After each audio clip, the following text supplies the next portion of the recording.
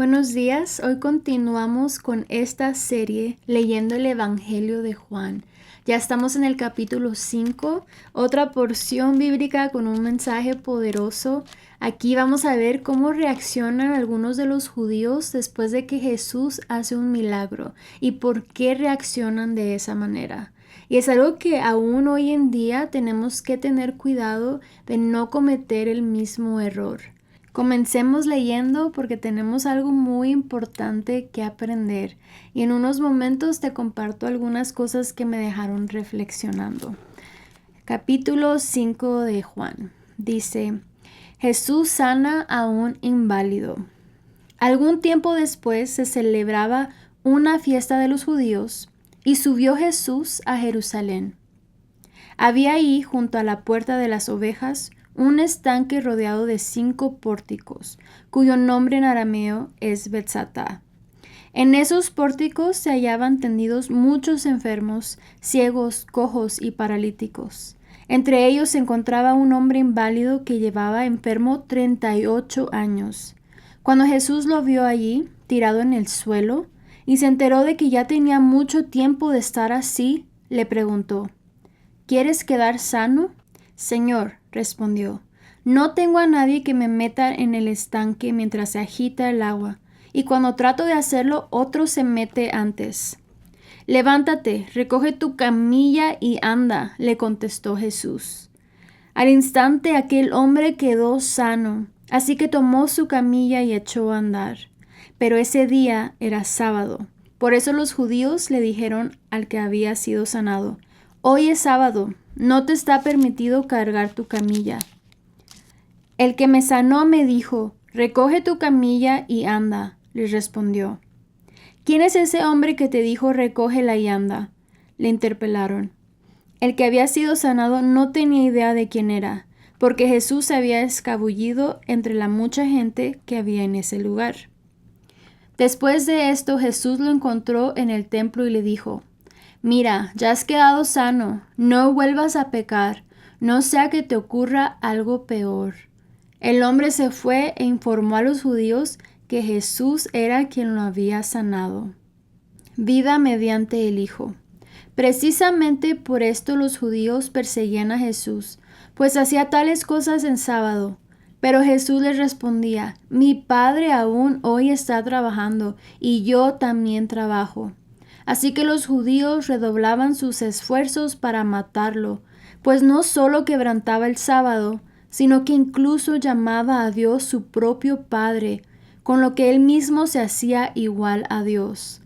Entonces Jesús afirmó, ciertamente les aseguro que el Hijo no puede hacer nada por su propia cuenta, sino solamente lo que ve que su Padre hace, porque cualquier cosa que hace el Padre, la hace también el Hijo, pues el Padre ama al Hijo y le muestra todo lo que hace.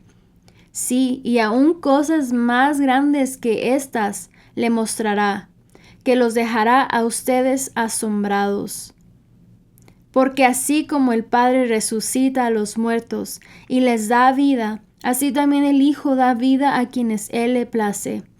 Además, el Padre no juzga a nadie, sino que todo juicio lo ha delegado en el Hijo, para que todos honren al Hijo como lo honran a Él. El que se niega a honrar al Hijo, no honra al Padre que lo envió. Ciertamente les aseguro que el que oye mi palabra y cree al que me envió, tiene vida eterna y no será juzgado, sino que ha pasado de la muerte a la vida. Ciertamente les aseguro que ya viene la hora y ha llegado ya en que los muertos oirán la voz del Hijo de Dios y los que la oigan vivirán. Porque así como el Padre tiene vida en sí mismo, así también ha concedido al Hijo el tener vida en sí mismo. Y le ha dado autoridad para juzgar, puesto que es el Hijo del Hombre. No se asombren de esto, porque viene la hora en que todos los que están en los sepulcros oirán su voz, y saldrán de allí. Los que han hecho el bien resucitarán para tener vida, para los que han practicado el mal resucitarán para ser juzgados. Yo no puedo hacer nada por mi propia cuenta, juzgo solo según lo que oigo, y mi juicio es justo, pues no busco hacer mi propia voluntad, sino cumplir la voluntad del que me envió. Los testimonios al favor del Hijo. Si yo testifico en mi favor, este testimonio no es válido. Otro es el que testifica en mi favor, y me consta que es válido, el testimonio que él da de mí. Ustedes enviaron a preguntarle a Juan, y él dio un testimonio válido. Y no es que acepte yo el testimonio de un hombre, más bien lo menciono para que ustedes sean salvos. Juan era una lámpara encendida y brillante, y ustedes decidieron disfrutar de su luz por algún tiempo. El testimonio con que yo cuento tiene más peso que el de Juan, porque esa misma tarea que el Padre me ha encomendado que lleve a cabo y que estoy haciendo, es la que testifica que el Padre me ha enviado, y el Padre mismo que me envió ha testificado en mi favor. Ustedes nunca han oído su voz, ni visto su figura, ni vive su palabra en ustedes, porque no creen en aquel a quien él envió. Ustedes estudian con diligencia las Escrituras, porque piensan que en ellas hallan la vida eterna, y son ellas las que dan testimonio en mi favor. Sin embargo, ustedes no quieren venir a mí para tener esa vida. La gloria humana no la acepto, pero a ustedes los conozco, y sé que no aman realmente a Dios. Yo he venido en nombre de mi Padre, y ustedes no me aceptan. Pero si otro viniere por su propia cuenta, a ese sí lo aceptarían. ¿Cómo va a ser posible que ustedes crean si unos a otros se rinden gloria, pero no buscan la gloria que viene del Dios único? Pero no piensen que yo voy a acusarlos delante del Padre. Quien los va a acusar es Moisés, en quien tienen puesta su esperanza. Si le creyeran a Moisés, me creerían a mí, porque de mí escribió él. Pero si no creen lo que él escribió, ¿cómo van a creer mis palabras? Algo maravilloso sucedió. Un hombre que había estado paralítico por 38 años fue sanado. Pero ¿por qué reaccionaron así estos judíos ante esta situación? En el verso 18 dice, así que los judíos redoblaron sus esfuerzos para matarlo. Es decir, para matar a Jesús. Esto era solo un grupo de judíos, porque recordemos que también había judíos que sí aceptaron a Jesús. Sus discípulos eran judíos, Jesús mismo era judío, pero había un grupo que no creía en él. Jesús nos da muchas enseñanzas en este pasaje, pero hoy vamos a detenernos en 3 cosas específicas que él menciona y en las que podemos reflexionar. Pero antes de entrar en ellas, démonos cuenta de cuán maravilloso fue este milagro. Un hombre que tenía esperanza. Él y muchos otros enfermos, ciegos, cojos, paralíticos, estaban en este lugar donde creían que podrían encontrar sanidad. Este hombre tenía esperanza, por eso estaba allí. Pero piensa en esto, ¿cómo es vivir en una situación donde una y otra vez haces el intento y nunca logras llegar?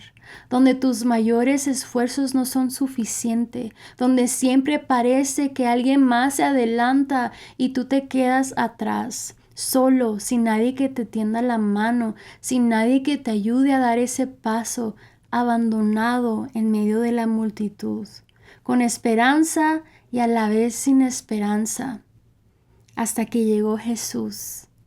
Jesús le preguntó, ¿quieres ser sano?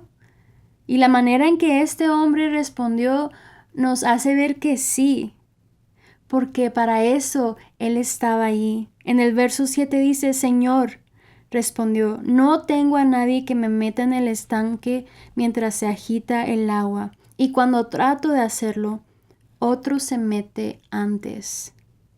Él sí quería ser sanado.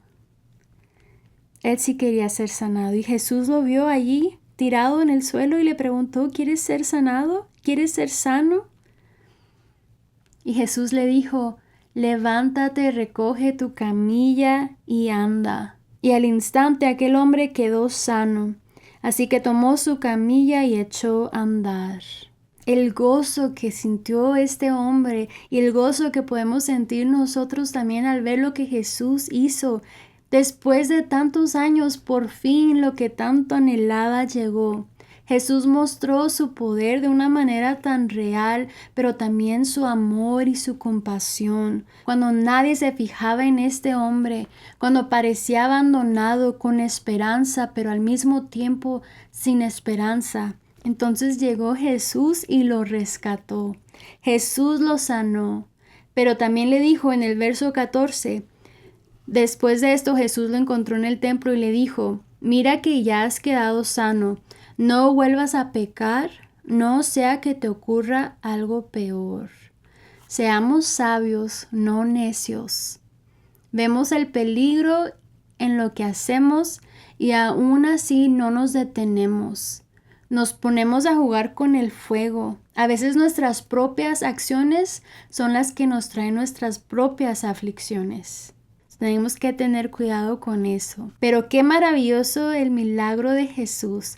Y aunque para nosotros es asombroso, ellos no pudieron ver lo maravilloso que era. Se fijaron en que aquel hombre cargaba su camilla en sábado. En lugar de maravillarse de que milagrosamente estaba cargando su camilla, gracias a Jesús. Y cuando se dieron cuenta de que fue Jesús quien causó esto, Él no negó haberlo hecho en sábado, sino que dijo en el verso 17, mi Padre aún hoy está trabajando y yo también trabajo.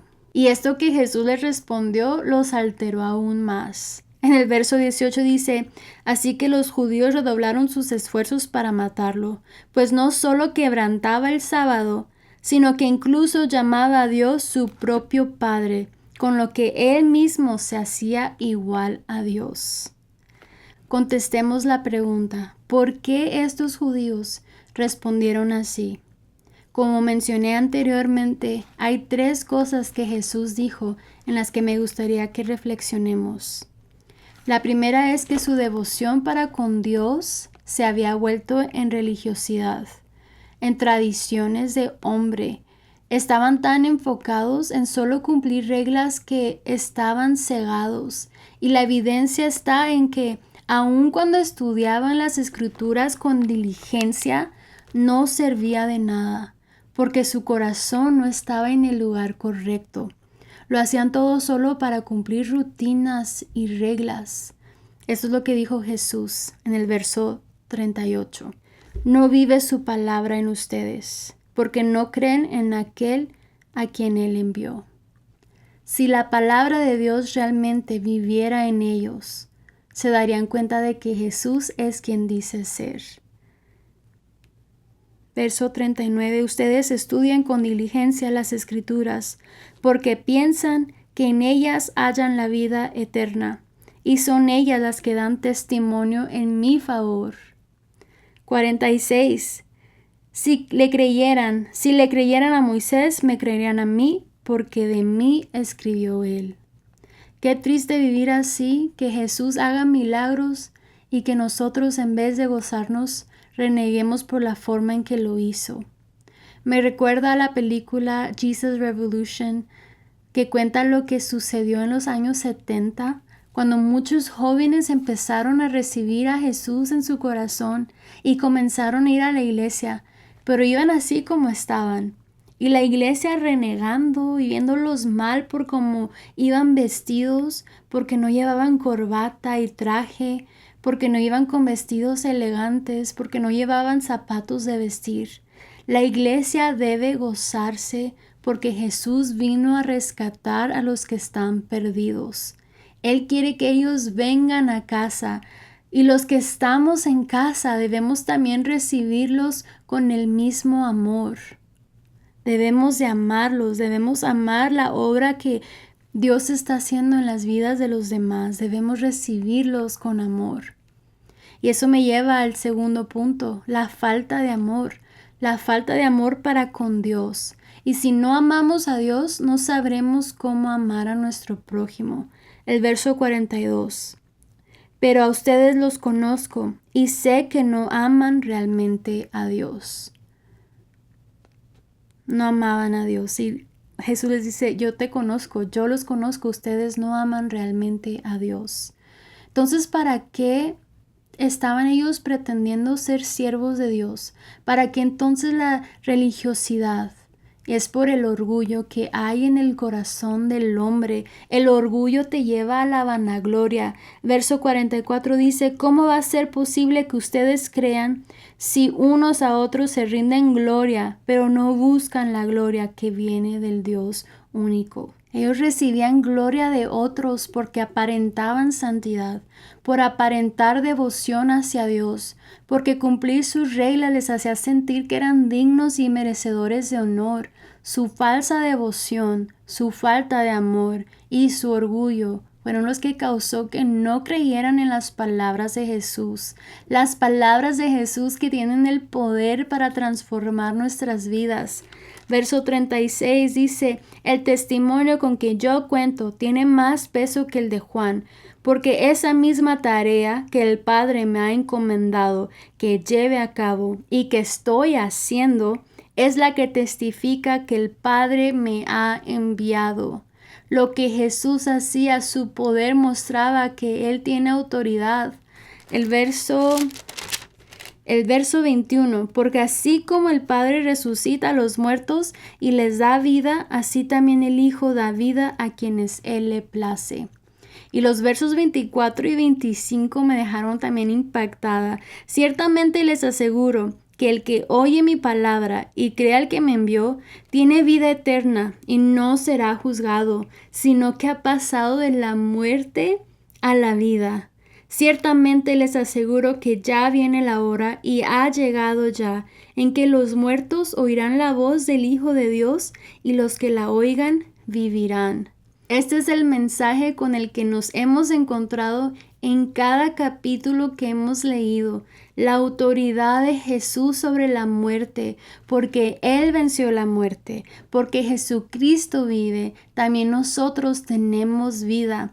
Es de suma importancia que creas en Jesús. Aún hay tiempo, escucha su voz y cree en sus palabras. Él es quien dice ser el Salvador del mundo.